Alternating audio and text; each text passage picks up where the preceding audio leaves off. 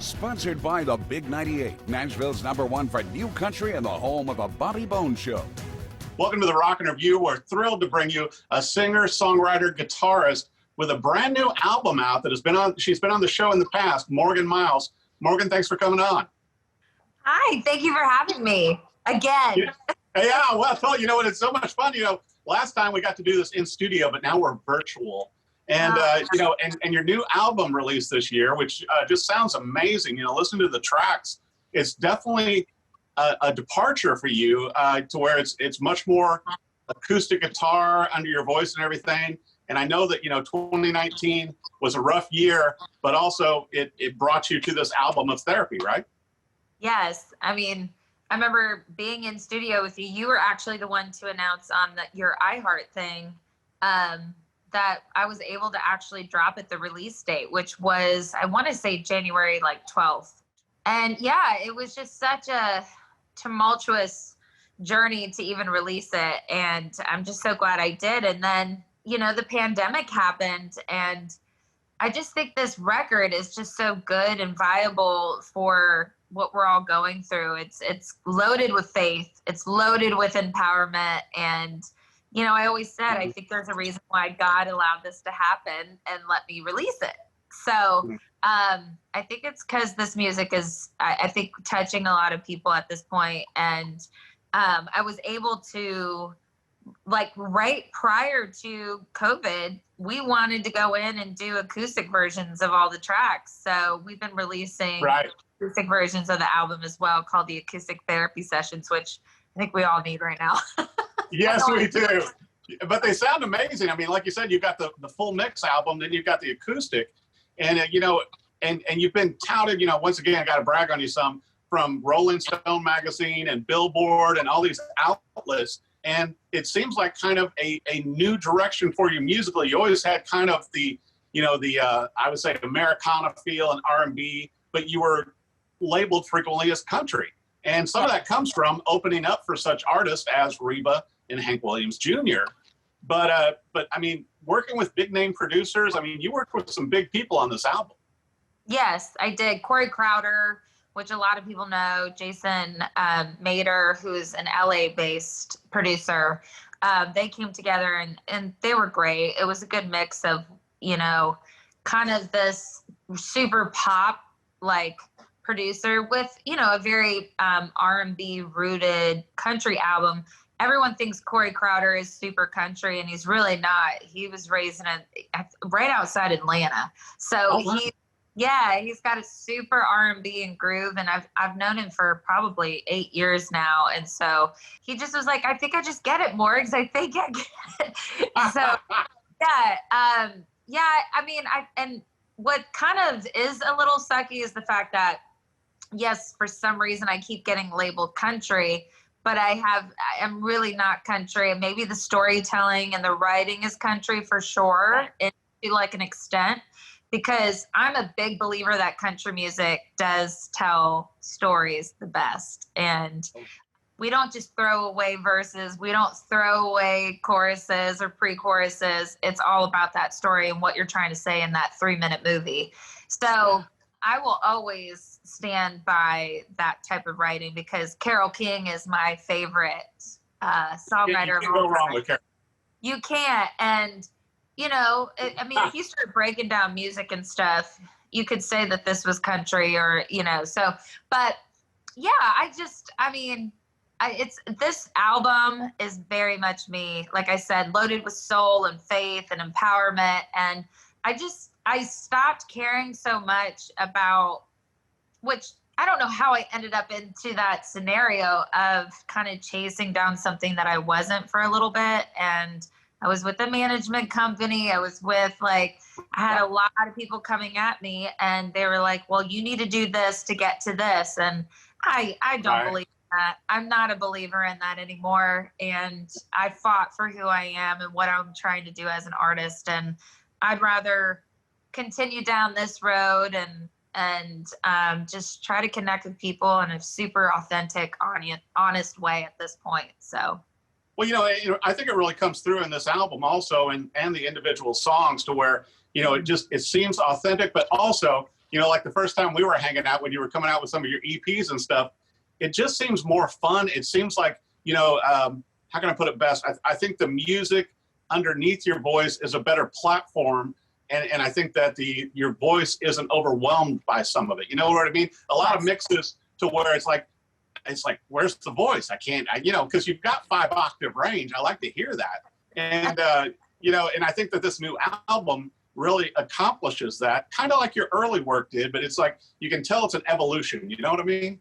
Well, yeah. I mean, that's the thing. Like, so many people have held me back when they recorded me. Like, it was too, like, don't overpower people. And yeah, I mean, it's honestly been a really tough road of having to fight for my voice, you know, and what I think that I need to do and how to go about it, because everybody's got an opinion. There is a quote with that my dad says all the time.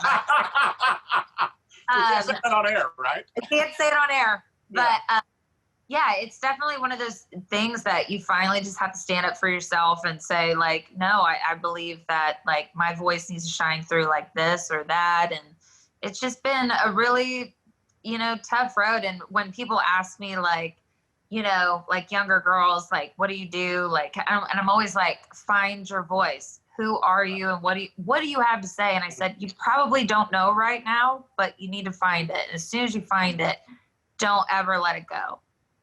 And I think that's what you've done with this new music, with the new songs and the entire album, is really found your pocket, because I've always kind of enjoyed more of your R&B feel anyway. And I think that, you know, you would touch on it in the past, but you really wouldn't own it. And it seems like, you know, with this album, and I know you got videos, you've been rolling out the singles, and it's like, just keeping you up with you on social media. I need like a little Where's Morgan calendar, sort of like the, you know, where I can follow you. Where all the stuff that you're doing, even during a pandemic, I'm like, how is she staying this busy during a pandemic? It's like, what the heck?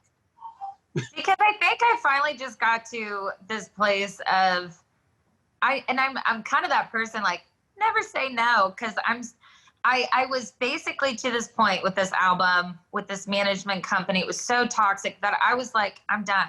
You know, when my mom always said to me, when it starts to not make you happy, we need to be done. And I was there. I was a shell of myself. I had never been so disrespected in my life, and I didn't know who I was anymore. And I think what's a beautiful path, and maybe people can really think about this through the pandemic as well, when you have to rebuild yourself and get back to that, your gratitude and who you are becomes so much more in a beautiful perspective of, like, I don't know, you just appreciate things in a different way. Your success radar doesn't need to be on a comparison level. And so I've really gotten to this place of just wanting to enjoy my life and the experiences. And I was like, what is important to me?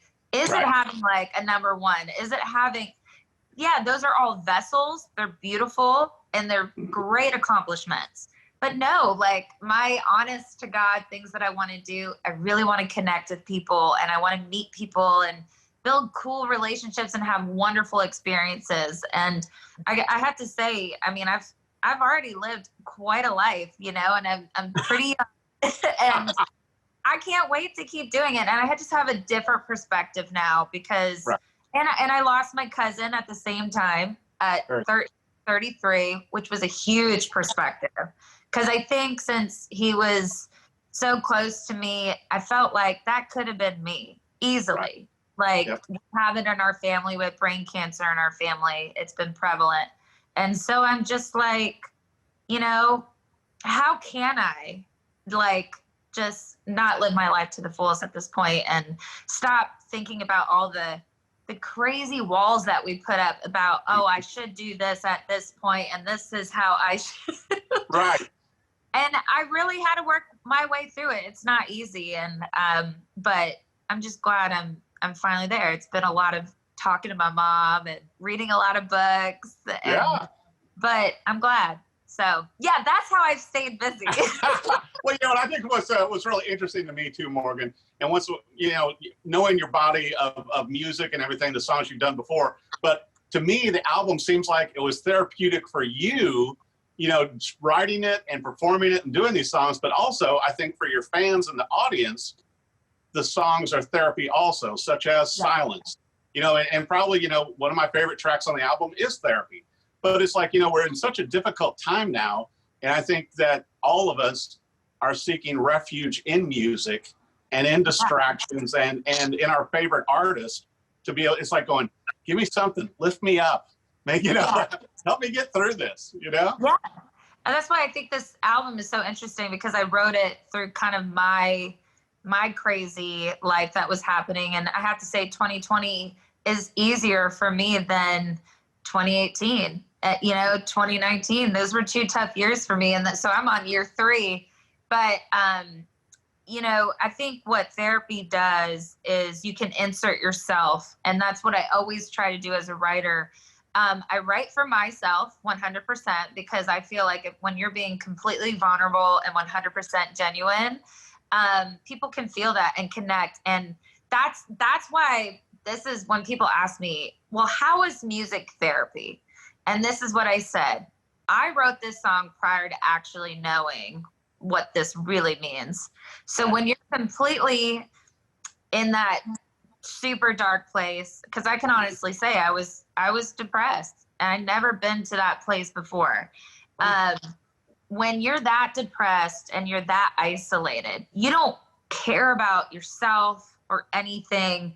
You just want to give up. So the one thing that you can do by yourself is turn on a song or listen to music. And that's this moment of you don't feel so alone, and that it's not just happening to you. There's other people going through it too. And that when music can open that door for you to go, like, have a conversation or go for a jog or do something good for yourself, that's why music is healing. That is why it's therapy, because it unites you in this feeling of like, we're just not alone in this. You know, having seen you perform live, you know, doing concerts and everything, you love playing live and being out there on stage with your fans. And I know these new songs you're going to do out on the road are just going to be incredible as well when you get to go, you know, international on your tour. I'm hoping it comes together in 2021 for you. Me too. You know, there's nothing like being able to interact with the crowd. I mean, that's part of being a showman. And it's those moments that at every different, like everywhere you go, it's going to be a different atmosphere, a different vibe. And you're meeting such different people. And as artists, that's what we thrive off of. It's that energy. Morgan Myles, thank you so much for coming on the Rocket Review and talking about your new album, Therapy, with more new music on the way. And we sure appreciate having you on the show. Oh, thank you again, Eric. You guys are awesome. I really appreciate it.